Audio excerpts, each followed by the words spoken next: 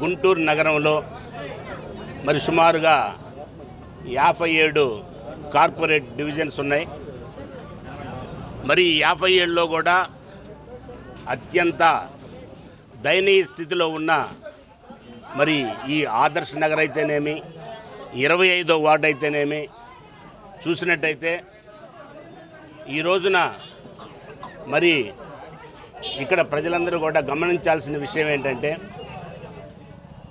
గత పరిపాలనలో ఏమాత్రం అభివృద్ధికి నోచుకోకుండా గుంటూరు నగరానికి విడిచేసి మరి విసిరేసినట్టున్న ఈ ప్రాంతం ఈ రోజున మన ముఖ్యమంత్రి జగన్మోహన్ రెడ్డి గారు పగ్గాలు చేపట్టిన తర్వాత మరి రాష్ట్రమంతా కూడా సంక్షేమ పథకాలు అదేవిధంగా డెవలప్మెంట్ యాక్టివిటీసు అని చెప్పటానికి అత్యధిక సంఖ్యలో 25 వార్డులో సుమారుగా ఇప్పటి వరకు 33 కోట్ల రూపాయలు ఖర్చు పెట్టేసేసి అదేవిధంగా సంక్షేమ పథకాలకు కూడా ఈ గుంటూరు నగరంలో మరి అత్యధిక భాగం సంక్షేమ పథకాలకు కూడా అమ్మఒడి అయితేనేమి ఆదరణ అయితేనేమి ఆసరా అయితేనేమి మరి ఈ విధంగా విద్యా దీవెన విద్యా కానుక గృహ వసతులు ఇవన్నీ చూసినట్టయితే మనం గిన్న లెక్క చూసినట్టయితే 25వ వార్డుకు చూసినట్టయితే గుంటూరు నగరంలో మరి అభివృద్ధి విషయంలో మొట్టమొదట స్థానంలో ఉందని ప్రకటించడానికి చాలా సంతోషపడుతున్నాను.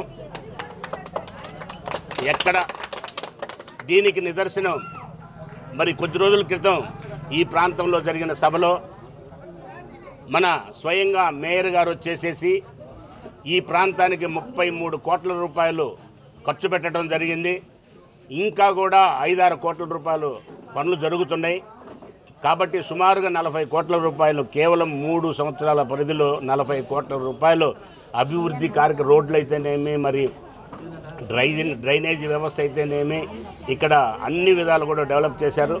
మరి సంక్షేమ పథకాల్లో కూడా సింహభాగాన్ని ఈ ప్రాంతంలో, ఎందుకంటే అత్యధికంగా పేదవారు నివసించే ఈ ప్రాంతంలో మరి అత్యధిక భాగం సంక్షేమ పథకాలు కూడా అందుకోవడం జరిగింది. మరి జగనన్నను మళ్ళీ ఎందుకు ముఖ్యమంత్రి చేయాలి అనేదానికి ఇదొక గొప్ప నిదర్శనం.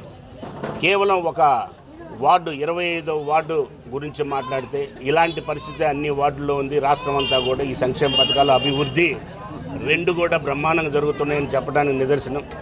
ఈ రోజున రేపు జరగబోయే ఎలక్షన్స్లో మరి రజనమ్మ గారు మీకు అందరికీ తెలుసు, మరి అత్యంత మరి డైనమిక్ లేడీగా పేరు పొంది ఈ రోజున చిలకలూరిపేట నుంచి ఇక్కడ గుంటూరు నగరాన్ని అభివృద్ధి చేయాలనే ఉద్దేశంతో ఇక్కడికి వచ్చేసేసి ఇక్కడ మన మధ్యలో మనకు సేవ చేయాలని వచ్చింది. కాబట్టి మనందరం కూడా అత్యధిక మెజార్టీతో రజనమ్మను గెలిపించేసేసి అదేవిధంగా మరి రోసే గారిని ఎంపీగా గెలిపించేసేసి మరి జగన్మోహన్ రెడ్డి గారికి బహుమతికి ఇవ్వాలని. ఎందుకంటే ఈ ప్రాంతంలో ఉన్న ప్రజలందరూ కూడా 198% వైఎస్ఆర్సీపీ మనుషులు.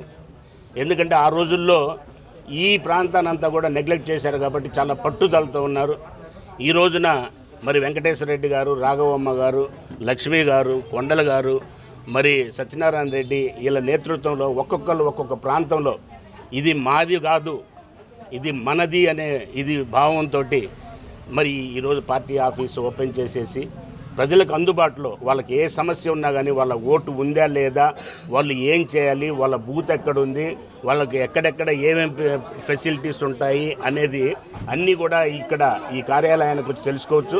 ఇక్కడే కాదు, నిన్న సాయంత్రం అక్కడ మరి కాలేజీ ఎదురుగా రెడ్డి కాలేజీ ఎదురు మహర్షి దయానంద నగర్లో కూడా ఓపెన్ చేశారు. అదేవిధంగా సుబ్బారెడ్డి నగరం ప్రజలకు అందుబాటులో. ఎందుకంటే ఇక్కడ అక్షరాస్యతకు దూరంగా ఉండి మరి మాకు తెలియదు అనే ఇది లేకుండా మేము వాలంటీర్స్ స్వయంగా మా కార్యకర్తలని వాలంటీర్స్గా వాళ్ళకి సహాయం చేయడానికి పెట్టాము. వాళ్ళ సహాయం తీసేసుకొని ఇక్కడ జరిగే ప్రతి కార్యక్రమాన్ని కూడా ప్రతి వ్యక్తికి కూడా మంచి జరిగేలా అందరూ సహకరించాలని కోరుకుంటూ మరొకసారి అందరినీ మరి మీ మీడియా పూర్వకంగా నేను రిక్వెస్ట్ చేసి అడుగుతున్నాను.